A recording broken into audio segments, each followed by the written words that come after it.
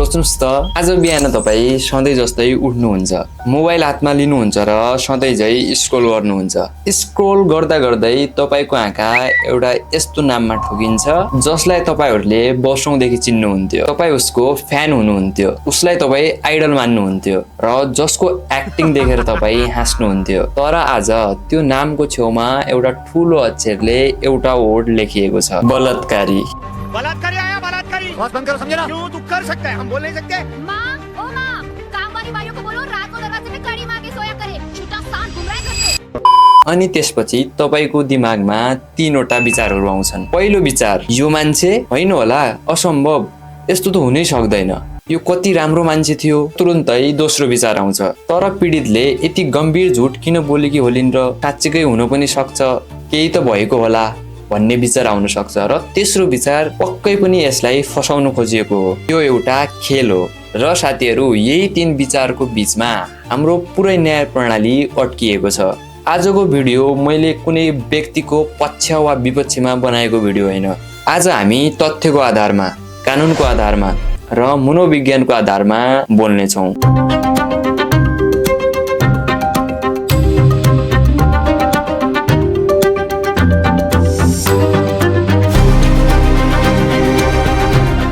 पहिले केही हामीहरू वास्तविक नम्बरहरू हेरौँ जसले हाम्रो समाजको ऐना देखाउँछ।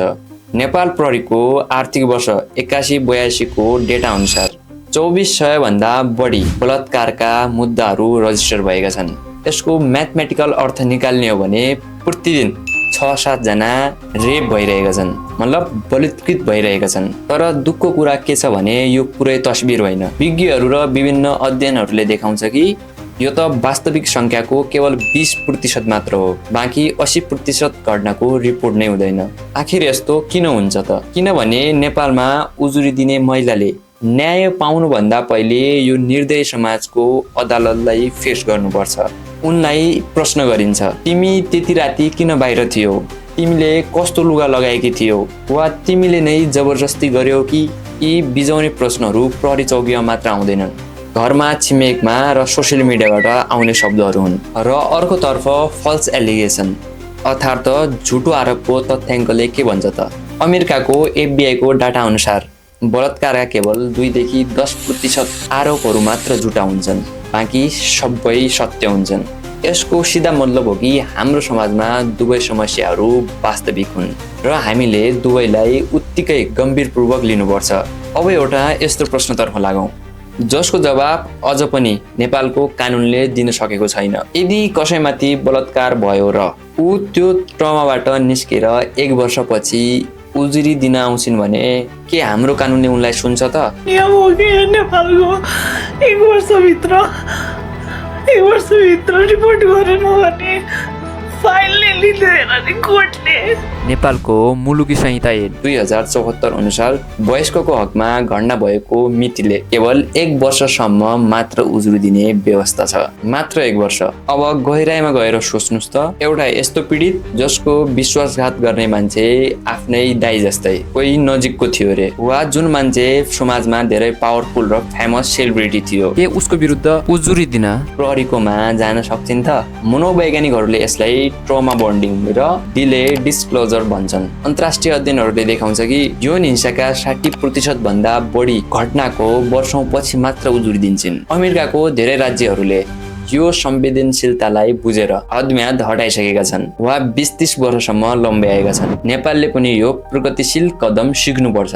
पक्कै पनि हदम्याद लम्ब्याउँदा प्रमाणको मानक स्ट्यान्डर्ड अफ प्रुफ पनि त्यत्तिकै कडा र वैज्ञानिक हुनुपर्छ, किनकि यो नै दुवै तर्फको वास्तविक न्याय हो। पहिला हामी एकछिन कानुनलाई बिर्सौँ र मान्छेको भावनाको कुरा गरौँ, पीडितको मानसिक स्वास्थ्यलाई हेरौँ। यौन हिंसापछि पीडितले जे भोग्छिन् त्यसलाई मनोविज्ञानमा PTSD अर्थात् पोस्ट ट्रमेटिक स्ट्रेस डिसअर्डर भनिन्छ। उनलाई बारम्बार पुराना फ्ल्यासब्याकहरू याद आउँछन्, निन्द्रा लाग्दैन, उनलाई संसारमा कोही पनि विश्वासयोग्य लाग्दैन र जब अनन्त उनी बोल्ने प्रयास गर्छिन् यो समाजले उनको पीडा बुझ्नुको सट्टा उल्टै उनको चरित्रको परीक्षा लिन थाल्छ। यो त एउटा पीडित मान्छेको लागि दोहोरो ट्रमा हो। अब अर्को पाटो हेरौँ, आरोपित व्यक्तिको मानसिक अवस्था। यदि ऊ साँच्चै निर्दोष छ भने एउटा मान्छेले 17-18 वर्ष कडा मेहनत गर्छ, ऊ आफ्नो लाइफको पिक स्टेजमा हुन्छ, आफ्नो नाम बनाउँछ, आफ्नो परिवार फाल्छ र एका बिहानै उसको नाम एउटा बलात्कारीको रूपमा ट्रेन्ड गर्छ। त्यसपछि उसको वृद्ध आमा बुवाले के भोग्नु पर्ला, उसकी श्रीमतीले समाजमा कसरी मुख देखाउली, उसको सानो बच्चाले स्कुलमा के सुन्नु पर्ला। यदि भोलि गएर ऊ निर्दोष साबित भए पनि के यो इन्टरनेट वा गुगलले त्यो कलङ्कित खबरलाई सधैँको लागि मेटाउन सक्छ त? के फेसबुकका ती विषालु कमेन्टहरू हटाउन सक्छ त? Of course not. यसलाई रिपुटेसनल डेथ भनिन्छ, जसले मान्छेलाई एउटा आत्महत्याको विचारसम्म पुर्याउँछ। त्यसैले न्याय माग्नु भन्दा अगाडि हामीलाई ठोस तथ्य चाहिन्छ। साथीहरू, अब एउटा यस्तो गम्भीर विषयमा कुरा गरौँ जुन कुराको बारेमा नेपालमा कोही पनि बोल्न चाहँदैन। मान्नुहोस् 1 वर्ष अगाडि 2 जना अडल्ट बीच पूर्ण सहमतिमा अर्थात् कन्सेन्टमा शारीरिक सम्बन्ध भयो, तर पछि कुनै कारणले सम्बन्ध टुट्यो, बिहे भएन वा विवाद नै भयो, त्यही कारणले सम्बन्ध छुट्यो र अब त्यो महिलाले रिसको झोकमा भनिन्, मलाई यसले 1 वर्ष अगाडि बलात्कार गरेको हो, जबरजस्ती गरेको हो, म पूर्णता रेप भएकै हो भन्छन्। नेपालको हालको कानुनले यो अवस्थालाई के गर्छ त आखिर? कसरी ट्रिट गर्छ त आखिर? कसलाई न्याय दिन्छ त आखिर? प्रहरीले त्यो पुरुषलाई तुरन्तै एरेस्ट गर्छ, हदगडी नै लगाउँछ। अचम्मको कुरा के छ भने सम्बन्धमा कन्सेन्ट थियो भन्ने प्रमाण अब त्यो पुरुषले मात्रै देखाउनु पर्छ। हाम्रो समाज, हाम्रो कानुनले आरोप लगाउने बित्तिकै यो पक्कै पनि क्रिमिनल हुनुपर्छ, यो पक्कै पनि पोटेन्शियल रेपिस्ट हुनुपर्छ र त्यसैलाई नै फैसला मानिदिन्छ। यहाँ पुरुष गिल्टी अन्टिल प्रोभेन इनोसेन्ट हुनुपर्छ, अर्थात् निर्दोष साबित नभएसम्म ऊ अपराधी नै ठहरिन्छ। यो कुनै पनि हालतमा न्याय होइन। यदि कुनै पुरुषले महिलाले मलाई जबरजस्ती कराउने गर्यो, मलाई रेप गर्यो, मलाई मेरो इच्छा बिना छोडिन् वा मलाई अब्युज गरिन् भन्यो भने के हुन्छ? नेपालको मुलुकी अपराध संहिता 2074 ले के भन्छ भने बलात्कारको पीडित केवल महिला मात्र हुन सक्छिन्। यसको अर्थ हाम्रो कानुनले पुरुष पीडितको अस्तित्वलाई नै स्वीकार गर्दैन। एक पुरुषले महिला विरुद्ध उजुरी दिन मिल्दैन। यो कानुनको एउटा ठूलो अन्याय नै हो, जहाँ हामी महिला र पुरुष बराबर हौं भन्छौं। धेरैले भन्छन् तर पुरुषमाथि यस्तो हिंसा त हुँदैन, कहाँ हुन्छ र, यो त रेयर केसमा हो भन्छौं। तर साँच्चीकै भन्नुपर्दा हुन्छ। RAINN को तथ्याङ्क अनुसार संसारमा 33 पुरुष मध्ये 1 पुरुषको आफ्नो जीवनमा कुनै न कुनै किसिमको यौन हिंसाको शिकार हुन्छन्। तर नेपालमा यस्ता केसहरू रिपोर्ट नै हुँदैनन्। सिधै पुरुषलाई पोटेन्शियल रेपिस्ट नै हो, पुरुष यस्तै हुन्, केटा भने यस्तै हुन्, यस्तै मानसिकता हुन्छन् भनेर दबाइन्छ। न त समाजले पुरुष पनि कमजोर हुन्छ भन्ने सोच नै राख्छ। अब तपाईँ एकछिन उल्टो अवस्था सोच्नुहोस्। झुटो आरोप लाग्दा पुरुषलाई बचाउने कुनै कानुन नै छैन। सहमतिमा भएको सम्बन्धपछि पनि आरोप लाग्दा पुरुष स्वतः अपराधी नै ठहरिन्छ र महिलाले त्यत्तिकै झुटो आरोप लगायो भने महिलालाई एकदमै न्यून सजाय छ, जसले गर्दा यसको दुरुपयोग हुने सम्भावना धेरै छ। यो महिला विरुद्ध पुरुषको झगडा होइन साथीहरू, हामीहरूले पनि फेमिनिजमलाई सपोर्ट गर्नुपर्छ। यो त एउटा कमजोर कानुन विरुद्धको दुवै पक्षको न्यायका लागि गरिएको बहस मात्र हो। बेलायतको सेक्सुअल असल्टको श्रेणीमा जो पनि पीडित हुन सक्छन् र अमेरिकामा त झन् 2012 मा नै बलात्कारको परिभाषालाई जेन्डर न्युट्रल अर्थात् लिङ्ग निरपेक्ष बनाइसकेको छ। नेपाल अझै पनि 2074 को पुरानै कानुनमा अड्किरहेको छ। त्यसैले यो भिडियोको सबैभन्दा शक्तिशाली माग यही हो कि नेपालको कानुनलाई पनि जेन्डर न्युट्रल बनाउनु पर्छ। जो कोही पनि पीडित हुन सक्छ, जो कोही पनि अपराधी हुन सक्छ। कानुनले मान्छेको लिङ्ग होइन, उसको पीडा र प्रमाण देख्नुपर्छ।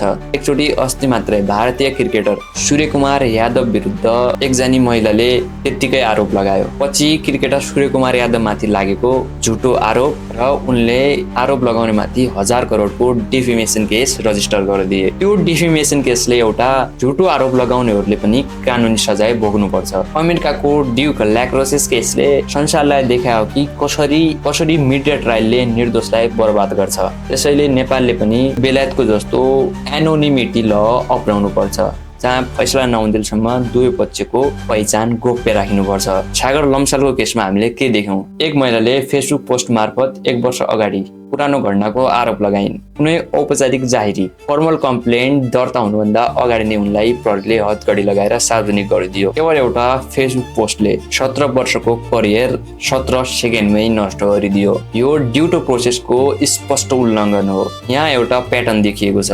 पहिले सोसियल मिडियामा आरोप आउँछन्, पब्लिक प्रेसरले प्रहरीलाई हतारमा पक्राउ गर्न बाध्य बनाइन्छ। कानुन प्रक्रिया त धेरै पछाडि मात्र सुचारू हुन्छ। यसले गर्दा न वास्तविक पीडितले न्याय पाउँछ न त आरोपितले निष्पक्ष सुनवाई नै। जब बिना प्रमाण, बिना कुनै सुनवाई र बिना अदालतको भरमा केवल एउटा भाइरल पोस्टकै आधारमा हजारौं मान्छे मिलेर एउटा व्यक्तिको जीवनलाई डिजिटल रूपमा समाप्त गरिदिन्छन्, त्यो नै डिजिटल ल्याचिङ हो। यसका दुईवटा पीडितहरू हुन्छन्। पहिलो आरोपित व्यक्ति, जसको नाम गुगलको सर्च लिस्टमा ट्रेन्डिङमा नै आउँछ बलात्कारीको रूपमा। दोस्रो पीडित जो वास्तविक पीडित हो। अब यसको समाधानको लागि के गर्नुपर्छ त? जेन्डर न्युट्रल ल, कानुनलाई लिङ्ग निरपेक्ष बनाऊ, पुरुष पीडितलाई पनि मान्यता दिउँ, झुटो उजुरीमा समान सजाय, झुटो उजुरी प्रमाणित भएमा त्यही स्तरको कडा सजाय उसले पनि भोग्नु पर्यो। म्यान्डेटरी प्रिलिमिनरी इन्क्वायरी, ढिलो गरी आएको उजुरीमा पक्राउ गर्नु अघि 72 घण्टाको अनिवार्य अनुसन्धान गरियोस्। हदम्याद सुधार र कडा प्रमाण, हदम्याद बढाउँ, प्रमाणको मानकलाई पनि वैज्ञानिक बनाऊ। साथीहरू, अन्त्यमा मेरो विचार स्पष्ट छ। यदि साँच्चीकै कसैमाथि बलात्कार भएको छ भने त्यो पीडितले हर हालतमा न्याय पाउनुपर्छ। जतिसुकै ढिला उजुरी गरे पनि अपराधीलाई कटघरामा उभ्याउनै पर्छ। तर घटना भएको केही वर्षपछि आफ्नो रिस फेर्ने, प्रतिशोध साध्न वा पैसाको लागि कसैको जिन्दगी दाउमा राख्नु न्याय भनिँदैन। यसलाई लिगल टेरोरिज्म भनिन्छ। पुरुषलाई पीडित नै नमान्ने कानुन अनि सहमतिमा भएको सम्बन्धमा पनि कसैलाई अपराधी बनाउने सिस्टमलाई न्याय मानिँदैन।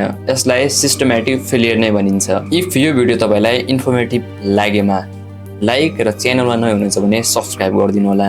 हामी पक्कै पनि अर्को भिडियोमा भेट्ने नै छौँ। धन्यवाद।